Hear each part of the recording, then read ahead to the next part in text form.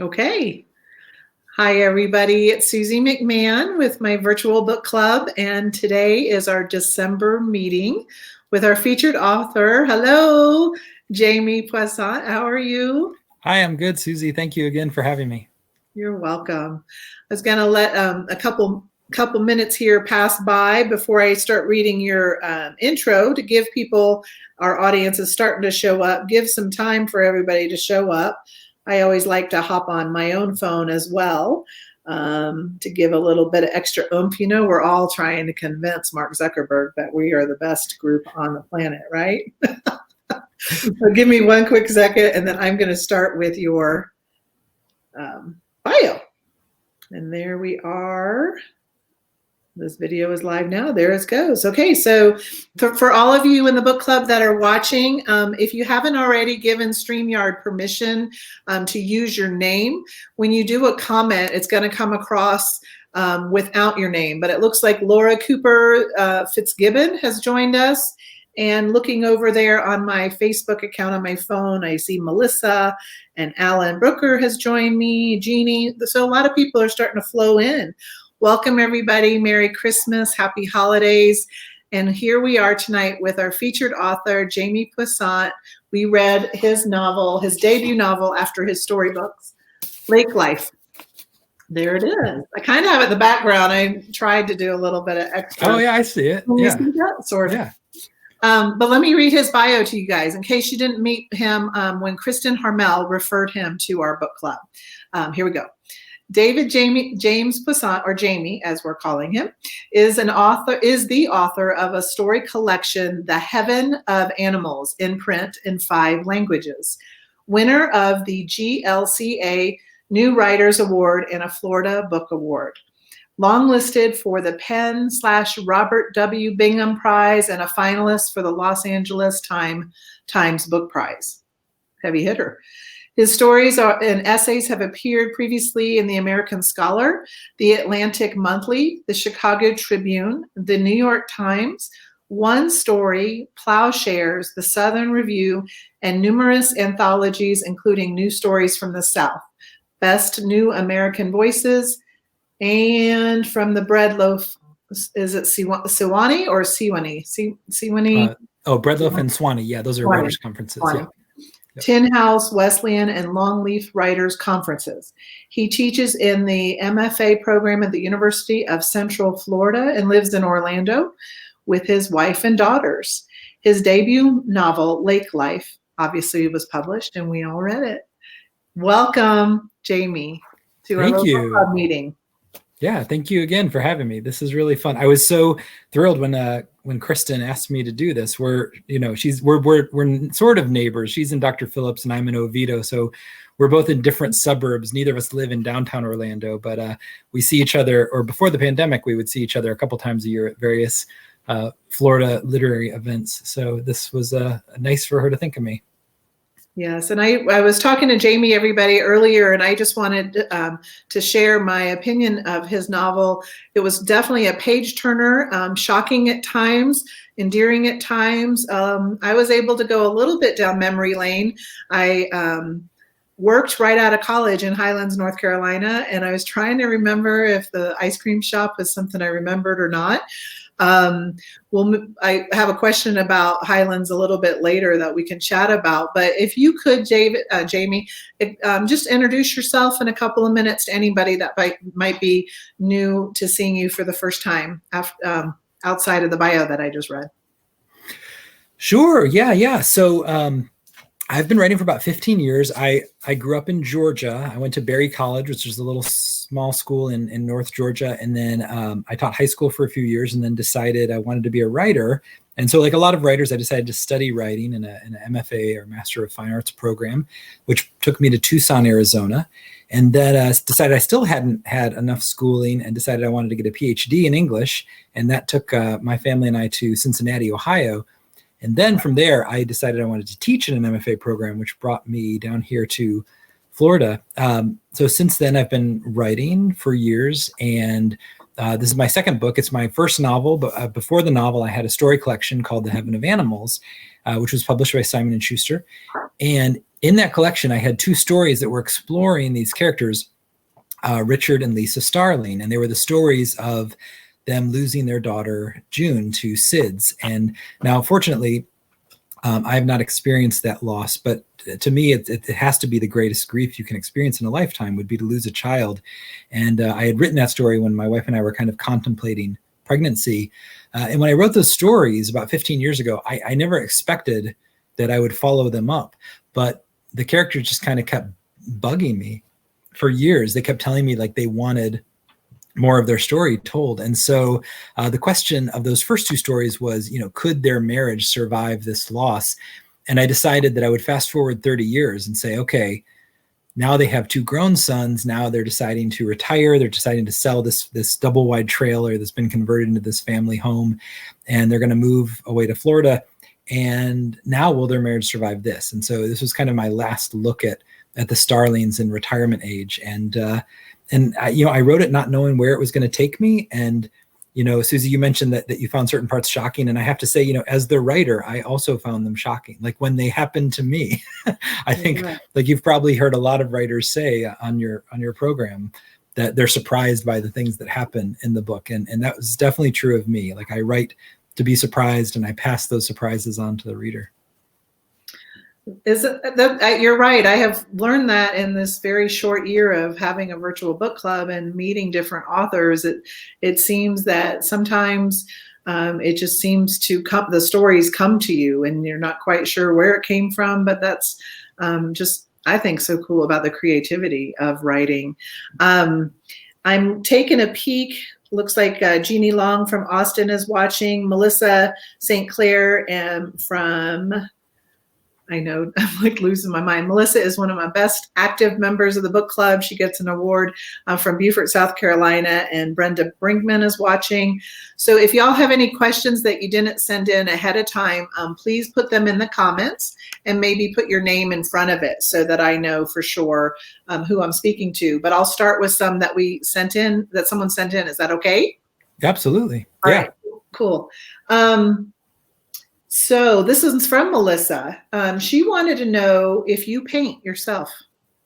Oh, that's a great question. So yeah, I think I gave all the different characters jobs that interest me, things that I could imagine having done in another lifetime. So Dad is a poet because before I was a fiction writer, I was kind of a failed poet. Richard is a scientist because I'm interested in the sciences. Lisa's an ornithologist because I love birds. And yeah, before I was an English major, before I was a writer, before I read a lot, all I wanted to be was an illustrator. I grew up in middle school and high school reading nothing but comic books. And I became a pretty good illustrator. And I thought that I would be someone who drew comics or cartoons for my life. And I started out an art major in college and just kind of got burned out on it and found that I could write, for 5 or 6 hours a day without getting bored, but drawing for that many hours a day, my hand would cramp and it would get tedious for me. And so it wasn't the right sort of thing, but it still stayed a fun hobby. So I still like to draw and illustrate. So I'm not a great painter. Every once in a while, I'll get a canvas, I'll buy paints. But I'm not a great painter, but I'm pretty good with pen and ink or with pencil. Yeah. You'll have to share some. Have you published any of your drawings? Are they in any of? Only in college. I had a comic strip in college for the school newspaper, and but no, the rest is just for fun in my notebook. My grandmother was an incredible painter. Actually, I can. So this was like one of hers. Oh wow! Yeah, it's beautiful. That was her backyard in New York, and there's a couple more of hers hanging in our house, and then in my aunt's house, my mom's house. So she was the real painter talent. That's neat. Yeah. So her follow-up question to that was, how did you envision Jake's painting on the wall at the lake house? Was there any special meaning? No, you know what? So that was hard. I kept wondering. The hardest thing about writing about someone like a painter is, I wanted Jake to come across as a true genius, but I think everybody has like a different idea of what genius is. Like some people will look at a Mark Rothko, which is just like 3 blocks of color, and they'll they'll understand why it's brilliant. And then others will say like, oh, my kid could paint that. So I didn't want to make it like too abstract of painting because I thought that the reader might dismiss him. So I knew that there had to be some sort of like realism involved, but I didn't want him to be like a photorealist. So I kind of looked around and settled on Munch as like who did the Scream, as kind of like the painter that Jake would look up to most.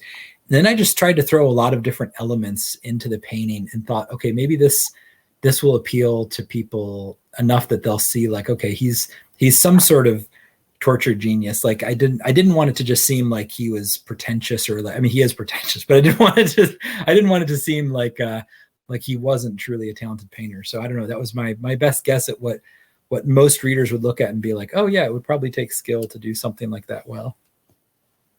Interesting. There was a follow-up question that came up on the stream by Carol Duff, and I believe she's in Texas. Let me know if that's right, Carol.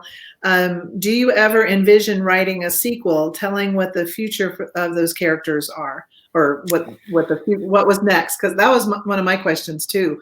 I wanted to know, did the house stay in the family or not? It was kind of left out there. Yeah, so it's funny, when I finished the novel, I thought, no, I'll never write about these characters again. But then I had thought the same thing after I wrote the stories. And having been on virtual book tour now for 6 months, like I get the question so much, like what happens next? Like we want to see more of these characters, that even against my expectations, I can't stop thinking about them. And I can't stop thinking about, okay, so yeah, I mean, I think in 5 or 10 years, I'm working on another novel now that I can't stop because it's going well. But after this novel, I could definitely see jumping ahead 10 more years and seeing, okay, did they stay at the lake house or did they move to Florida? And if so, where? And, now Michael and Diane have, 9-year-olds running around. What would that be like? Yeah, I think there could be a sequel down the road for sure. Yeah. Now, Melissa said, thank you. She said, illustrator, so cool. She also said, thank you for sharing your answers to her questions. And another question that was sent in by Shoshana Conway. She's interested in what motivates someone to write about certain topics. And we kind of talked about this already. She remembers you saying that you spent your own summers at a lake, but why start off with such a tragic death of a child? Hopefully that's not something that you experienced in your own life. Yeah. So, fortunately, that is not something I've experienced, but it was something that I almost witnessed. And I think the reason that it begins there, I knew I was going to write this novel about the starlings. I wanted to return to them. I wanted to see how they were, if they were still dealing with the loss of June, if they had found some peace. And then while I was thinking about this idea for the novel in 2009 or 10, I was on a lake, Lake Oconee, with my parents in Georgia. And what I saw was nearly scarier than what actually happened in the book. We were at this fireworks display at night, and there was a little boy of age maybe 4 or 5 sitting on the back of his father's boat. And then after the fireworks display, the boat just zoomed off. And the kid was sitting on the back, like his feet like dangling in the choppy wake of the water. The boat's tearing across the lake. He doesn't even have water wings on. It's in the dark. And I was like, if this kid, and there were also like 50 boats around all racing home after the fireworks display. Mm-hmm. And I realized like if this kid falls off the boat into the water, he's going to be hit by like 10 boats and run over and be dead. And I was freaking out. I didn't know what to do. And right then the police boat zipped out of a cove and pulled them over. And I'm sure they got the heftiest boating ticket in the world. Mm-hmm. But it was that thing of that what if. I think a lot of authors deal with that when they're writing. They see something, they're like, but what if that had happened? And and so I couldn't stop thinking about, what if I had seen a boy drown before my eyes? And as soon as I started thinking about that, I realized maybe this is the same book. Like maybe the story in which a boy is drowned is the thing that triggers all the memories of this other family having lost their daughter 35 years before. And then once those two strands kind of began to double helix, the story just took over. Like it took the reins, and I was just writing it as fast as I could. So yeah, I think I definitely have like a preoccupation with death. Like it seems to pop up again and again in my first book and now the second one. Mm-hmm. And I think, it's writing is probably a form of therapy. It's like a way of facing your fears. Like you write the worst things happening to other people so you can sort of keep them at bay and keep them from happening to your own kids. I don't know. I bet there's probably something going on there. Yeah. For sure. Well, I know that Melissa just mentioned, wow, what a story connection. And I agree. I think I can't remember if I don't know if you followed my book club at the time when we featured Susan Zarenda. She wrote a debut novel this year, Bells for Eli. And there was a lot of kind of tragic story points in it as well. And she was the one that said that it just like she literally felt like someone was just channeling, I guess is the word, channeling the story to her. And that was her creative point. And something else that our very first author that we had in our group is Rebecca Bruff, who wrote Trouble the Water, about Robert Smalls, and it's historical fiction. And there were some pieces in her book that were so emotional for her to write. And I remember when we talked like this, she said, sometimes those difficult stories are the ones that we need to share. And that's why we write. It's not just for entertainment. So I think that what you're doing, she just joined us.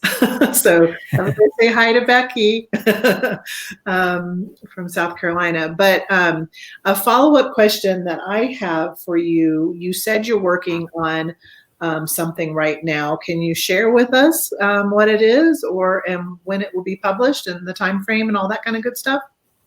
Sure. Yeah. There's not a pub date yet. It's still very much in its infancy.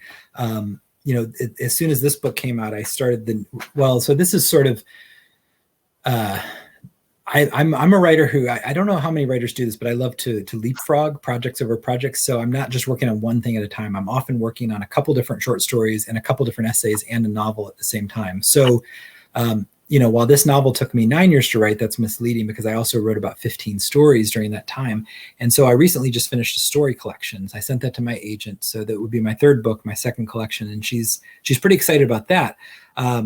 Collections are a tougher sell, though. They don't sell like novels for whatever reason in the American market. So we're kind of holding on to that. And with this idea of my finishing this novel and then selling them both together, hopefully.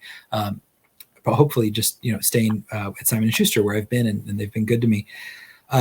But the new project is, it's interesting. It keeps changing. I think it's changing because of the pandemic. I used to have, for 9 years, I had a great writing setup. I would just get up in the morning. I would take my daughters to school. I would go to Starbucks. I would write for 6 hours. I would pick my daughters up from school, and then it would be family time. And then I would teach at night. And the pandemic has disrupted all of that. My daughters are at home doing school online. I'm teaching from online. I'm not able to write during the day. So for the first time since grad school, I'm now a writer who writes at night, which is not something I had done in 13 years. I really miss just writing first thing in the morning. But I think because of that and because of the isolation, and we've been really careful, we don't see people. So the novel, which started out about this big family living in Florida, has become very much a novel about isolation, about a family in Florida who keeps to themselves. And I find that a lot of the book is taking place in these long nighttime scenes. And I think it's coming about as a result of the fact that I'm writing this thing alone at night in isolation. So I don't know exactly what it is yet, but hopefully by sometime next year, I'll have some sort of a pub date for 2 books. That's my goal for the next 2. Yeah. That's cool. I think all of our work lives have morphed into something kind of out of our control, and we try to create that structure, and it's kind of hard to do. But we've been at it for a while, so maybe this is our new structure for, I would say, another 6 months, maybe. Rebecca Bruff asked me on a comment. It says, this is a writer thing. What's your writing rhyme like? My writing rhyme. I don't know if that's what. Oh, writing rhythm. What's my writing rhythm? Okay. Like? Rhythm. You're right. It does say rhythm. I got it. Oh my goodness. I need to get my glasses checked. Oh, no. Yeah. My writing rhythm. So when I get into a really good rhythm, it really depends. Like sometimes I can edit a lot longer than I can create. So if I have a book, it's finished, and I'm just like trying to find the book within the book. So for example, like with Lake Life, the first draft I think was 625 pages. It was way too long. It took place over 4 days instead of 3. There was a whole day of all the characters being introduced and arriving at the lake house, and the drowning didn't happen until chapter 11. And then I quickly realized, like, okay, I need to cut all that, like just start with the big momentous event and cut down on, there were so many backstories and histories and side stories. So when I get into a rhythm of editing and just start cutting, that can be, it's hard work, but it's really rewarding. And I can do that sometimes for 6 hours straight. If I'm just sitting down to a blank page and I have to just write, that takes a level of, like, I don't know, intense emotional focus that usually I can't do for more than 3 or 4 hours. But yeah, I tend to just write straight through. I'll have my coffee, I'll have my water, and I'll just write and write and write until I can't stand it anymore. Because if I get a really good rhythm going, I don't like to be interrupted. I have my cell phone off. I have my email down. I don't bring up any of my alerts or anything. It just has to be me and the page. And unless my daughter's school calls, like, I am not going to take a single call or answer an email, because as soon as I dip out and get into that email voice or start reading, Facebook articles or Twitter feeds, like it's over. It disrupts the momentum and the feel and the ability to get into that rhythm. So for me, I have to be like fully immersed in the book and shut out the rest of the world. And so my headphones are really good for that. These are actually noise canceling headphones. So if I want to flip a switch, I can just block out everything else. Do you write longhand or type? I type. I used to write longhand, and again, something like with the illustration, my hand would start to cramp up after a few hours. And I found that I can actually type a lot faster than I can write by hand. And it also makes, getting the second draft down a lot quicker, because if I write by hand, at some point I have to then transpose it all to my laptop. Whereas if everything is just typed out, it's so much easier to cut and paste and move things around. And so, yeah, over the years, I compose solely on my laptop. Well, one of the things I love about meeting all you wonderful authors is that everybody has a different approach, and it's neat to see what is similar. And what I love the most is when you refer me to another author for our future features. We've kind of gotten a little on top of things, and so you're going to introduce somebody tonight, and we're reading in, I got to remember, March. I got to double check with her exactly what month we're reading so I can get everything organized. But I'm going to bring a surprise guest on. Thank you for answering all those questions, and I'm sure we'll have some more. But here is another guest. Let's get you all situated so you're in the camera. You might want to scoot a little bit when we're there. You go.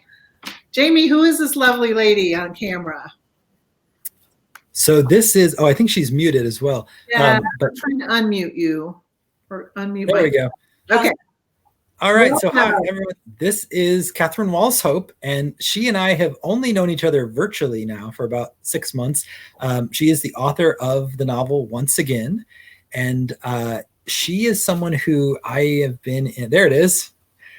She is someone I've been in a group with on Facebook all year. We were part of a 2020 debuts group that started as a small thing and has grown into a very big thing with hundreds of authors. And it was just a group of people who we all have our first novels coming out this year and wanted to support one another. And so I believe we did an Instagram event together, like back in October. That's how we met. I was absolutely terrified of doing this first live reading. It was Facebook Live, I think. Facebook Live, okay. I was just a complete wreck. And I was kind of able to focus on you and focus on your reading, and it kind of stabilized me. So I still want to thank you for that. So. Oh, no. Well, see, yeah, I remember that now. You had said that, and it didn't show at all whatsoever. Like it was a beautiful reading. It made me get the book. I got the book. I read the book. I loved the book. And so then when Susie asked me to suggest a few people, you were at the top of the list, and I was so glad she chose you. And I think it's a book that this group is really going to enjoy. As I was talking to Catherine earlier, what I love about, I don't want to give too much away, but what I love about Once Again is there's elements of like the sort of realism family drama that I think you'll like if you liked Lake Life. But then it's also got these kind of sci-fi and mystery elements as well. And so it's a book that doesn't ever let you just settle into one single genre. It's a book that isn't easily pigeonholed, which makes it one of my favorite kinds of books to read. So nice of you to say. That was actually kind of a puzzle for the people at my publishing house to figure out. So one of the good things that you liked about it.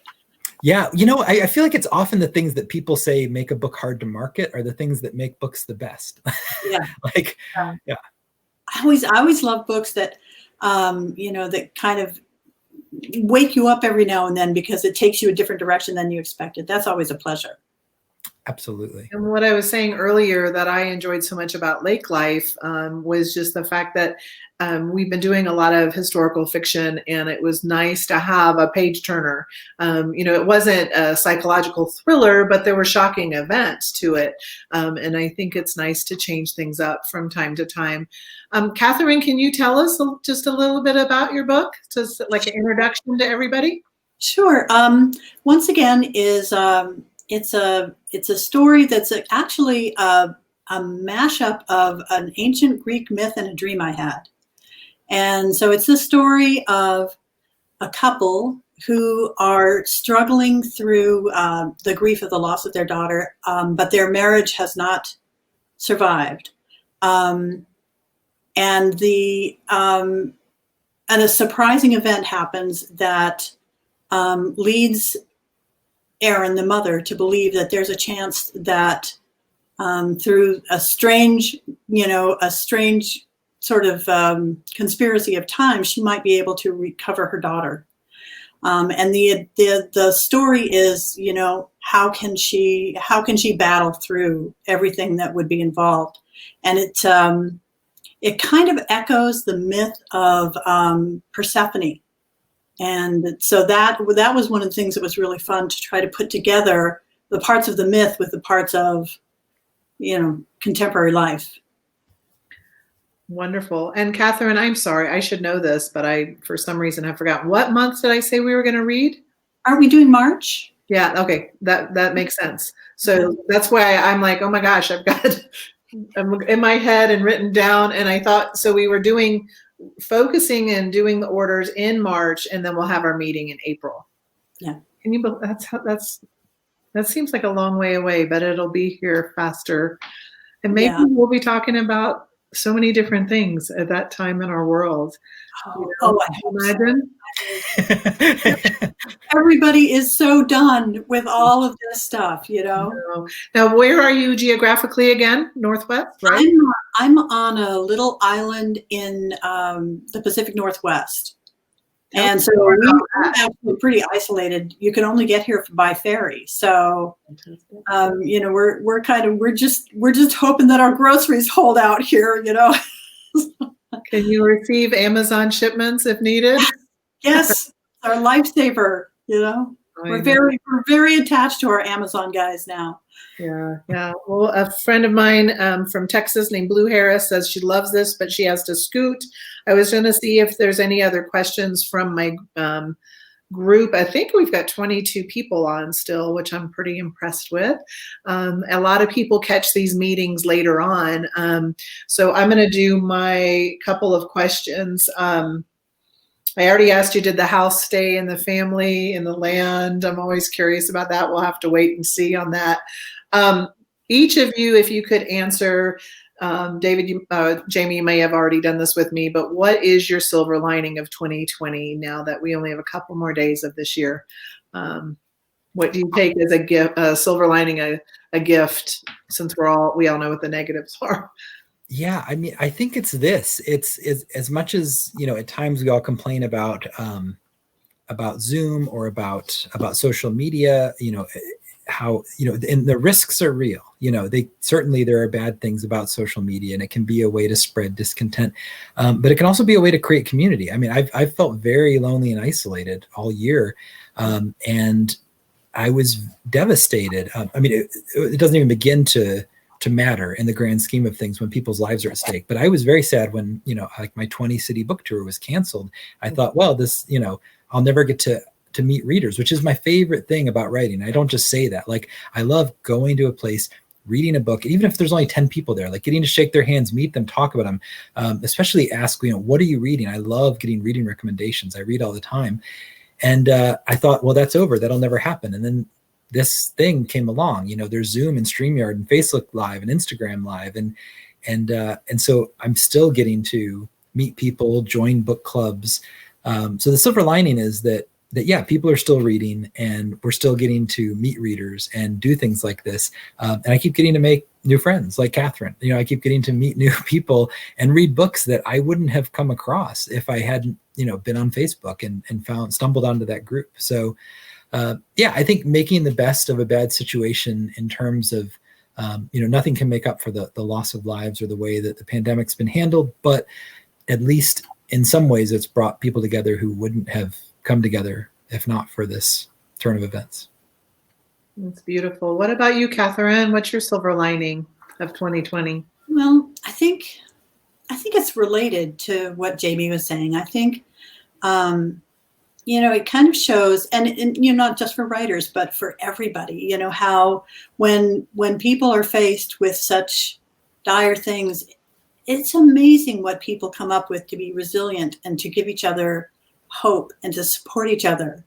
It's phenomenal how, the publishing world, how people have come together to support each other and lift each other up and to kind of, save people from sinking when they just feel like their lives are over, So I think it's that amazing good-heartedness and resilience that people show when they're faced with something really, really tough. Mm-hmm. I agree. And I think that, this interaction, even though we are just on screen and you don't have a tangible handshake or a hug, gives you almost or maybe even a stronger jolt to your chemistry that you feel so much better afterwards. I agree with you, Jamie, that I'm a very social person, and to not be able to go to my former employer, by the way, so plus on the Starbucks writing, I used to work for Starbucks, and, just to not have meetups, and I love to meet people for a glass of wine, or even to say you have to be careful going on a hike in the great outdoors. It's depressing. It's oppressive, and to have these kinds of fun interactions. And I'm so thankful to all of you authors for letting the trickle, passing the torch from one author to another. And my question is, do you think the minute you can all go back on book tours, I'm going to find anybody that'll still do these book clubs? What do you think? I think so. Absolutely. Yeah, because one of the other silver linings is that these have allowed us to go to places we wouldn't be able to go to, to go all year round instead of just like a single leg of a tour, and to go to places in the country we couldn't afford to go, or to do international things. So yeah, I mean, I think you'll definitely still be able to find great guests. Yeah, I hope so. I'm having fun with it. Some of my publicist friends have said this has been such a great revolution because now everybody realizes what can be done. Right. So I think people who couldn't travel to more than a few cities, or people who couldn't travel overseas, they're going to use a platform just like this one, for the rest of publishing future. It is really a blessing to find out what people can do. Yeah, that's what I found very interesting, just to see the industry that has pivoted and surpassed what we kind of thought was going to happen. And now it's total mainstream, to use the word Zoom and different things like that. I'm going to have Jamie ask Catherine any kind of question about her book or about writing. And then Catherine, you ask Jamie one, and then we'll see where we are, because we might be close to our 40 minutes at that point. Okay. Sure. So I guess I'm wondering, Catherine, like whether I don't know much about your background. So did you study myth and mythology in school, or did you study astrophysics, or like, how did you find this, I talked a little bit about the weird thing that brought the two strands of my books together, but what brought those together for you? Well, I went to college so many times. I just couldn't seem to graduate, so they finally made me graduate. I kept changing majors so that I wouldn't have to leave, because I loved school.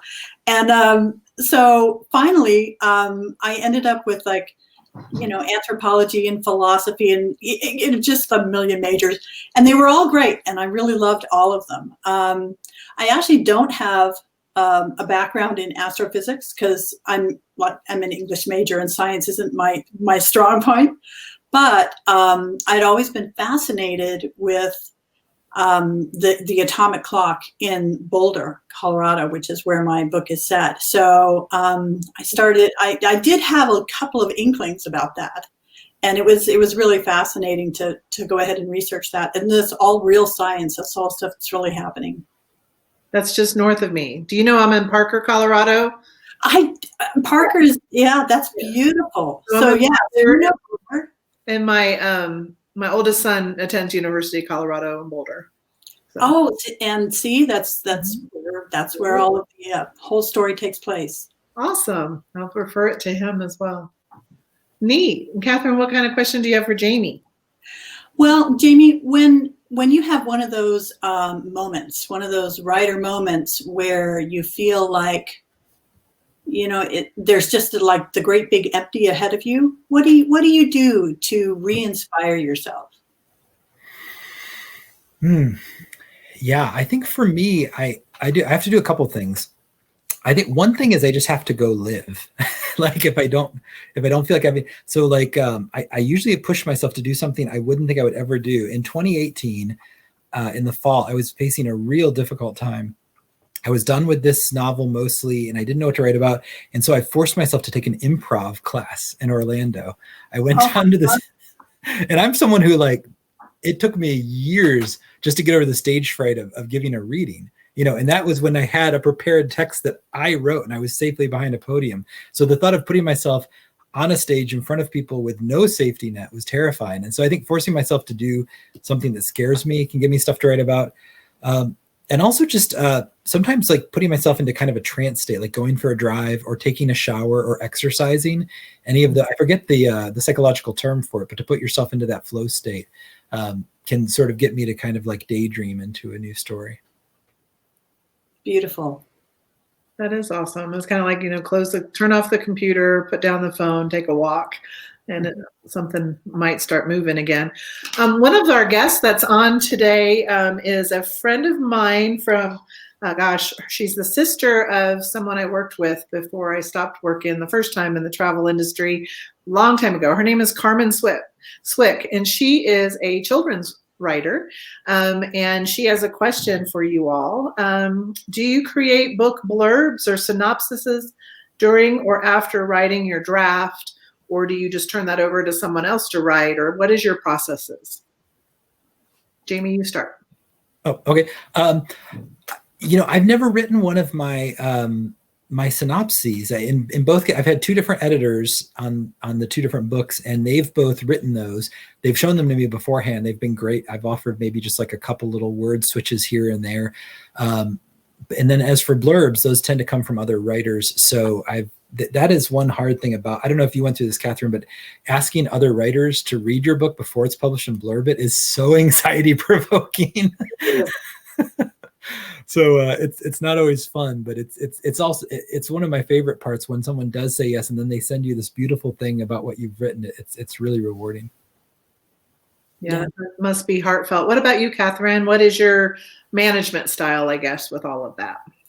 Well, I'm terrible with a synopsis. I mean, the second I try to start writing anything about a story, all of a sudden I'm going, oh, but then there was this one time, and it just goes on and on and on. So as far as writing a synopsis, I have to have somebody else do it because I'm hopeless.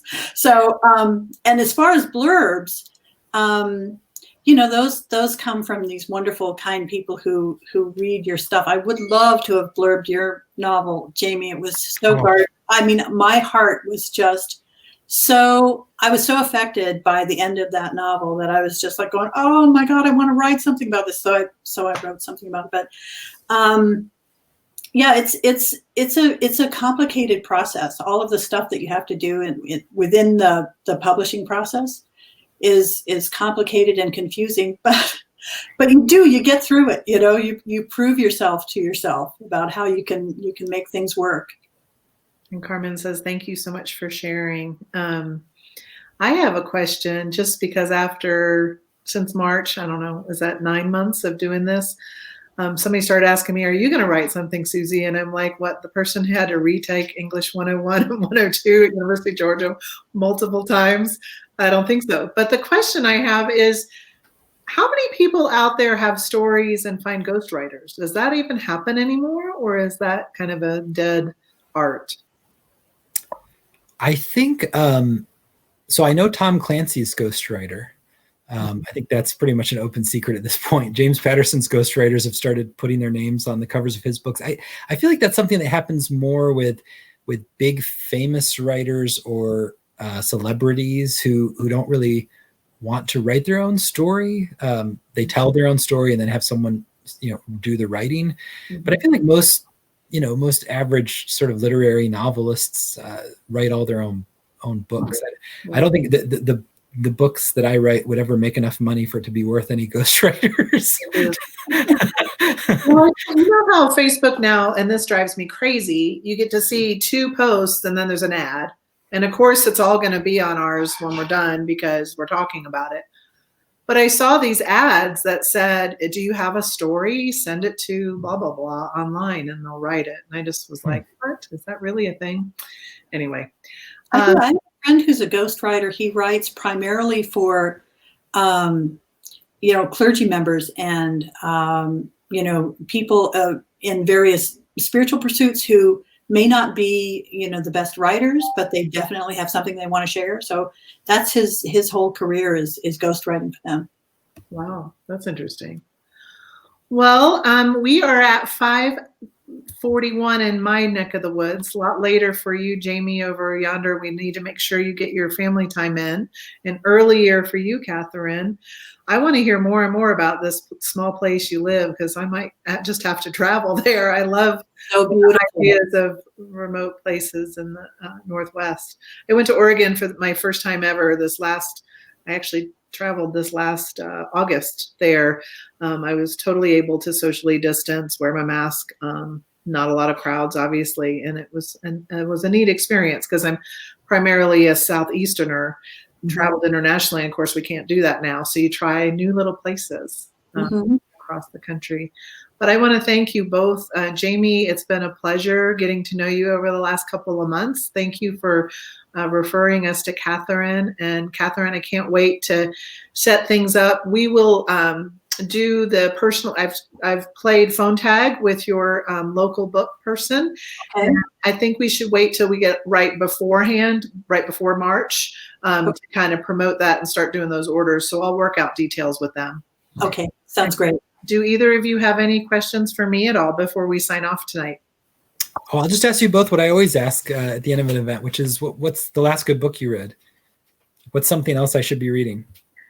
Right now, I'm in the middle of reading Donna Armour's memoir called Solo and Sorrento, and I feel like I'm armchair traveling or adventure traveling through the southernmost tip of Italy. It's quite enjoyable. So it's a memoir. When she says she started it based off a lie. She just wanted to get away from everybody for like a month. That she said she's writing a book, and then she did write a book about the experience. So that's what I'm reading. And I just started reading Matt Haig's The Midnight Library. So far, I love it. Awesome. The other one I'm reading is a big one, and I want to listen to it on Audible because I'm reading The Promised Land, right? Is that the name of it? By Mr. Barack Obama, or what is it? I can't remember the name of it all of a sudden, but President Obama's new book.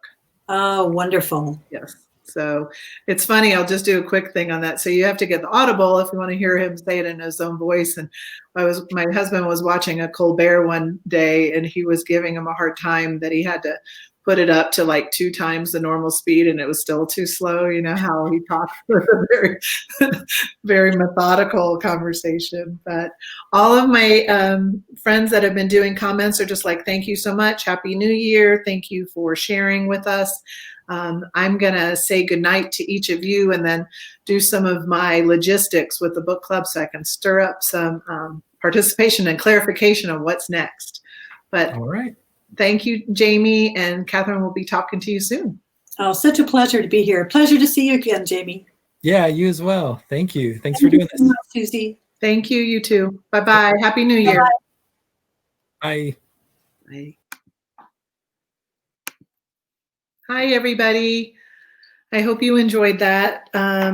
Suzanne Smith was the last person to leave a message. She just said, thank you so much, everyone.